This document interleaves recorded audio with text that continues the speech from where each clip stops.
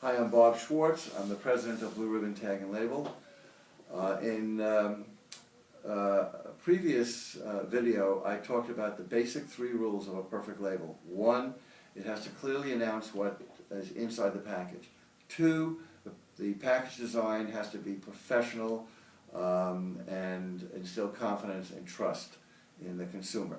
And 3, the package has to call for attention.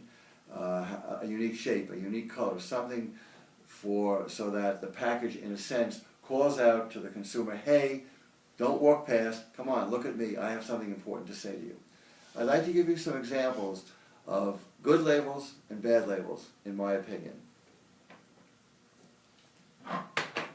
Product called Pineapple Chunks.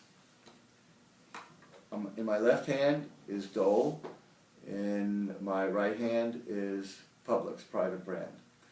The Dole label says clearly, pineapple chunks. If you're looking for pineapple chunks, big blue letters, here it is. The Publix label says chunk. This is an extreme example of not such a good label. Chunk pineapple. Well, I don't know what chunk pineapple is, but this is pineapple chunk. So rule number 1, Dole wins.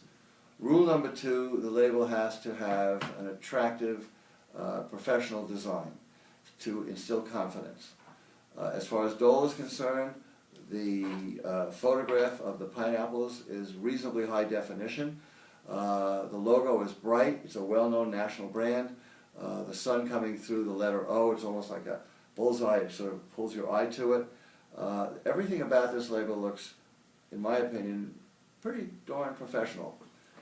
This label does not. It's got that silly umbrella. The photograph is in low definition, and I think that graphically this is less effective at instilling confidence, because you're going to put this in your mouth and swallow it, than this one is.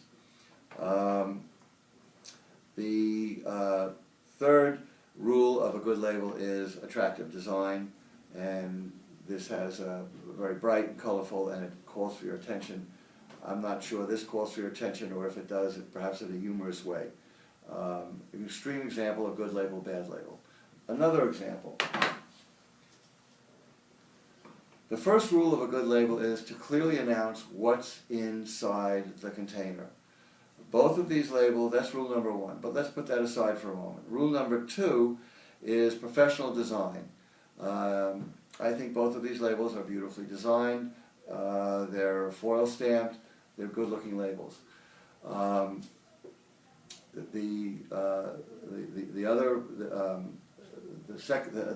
rule, I'm getting my numbers mixed up, is that the label calls for your attention. It's attractive. It sort of compels your eye to look to it. Both of these labels do that. However, this label, which is a beautiful design, calls for your attention. It says hand sanitizer. Big and bold. You know exactly what's inside this product. This label, you tell me. It says delicate vanilla. But in very small type, it says advanced moisturizing lotion.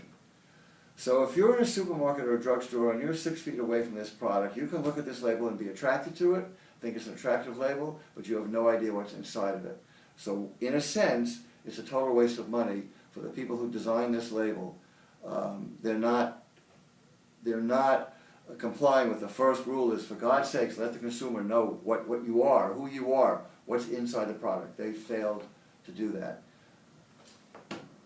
And third and final example, jellied cranberry sauce. Let me turn it around this way.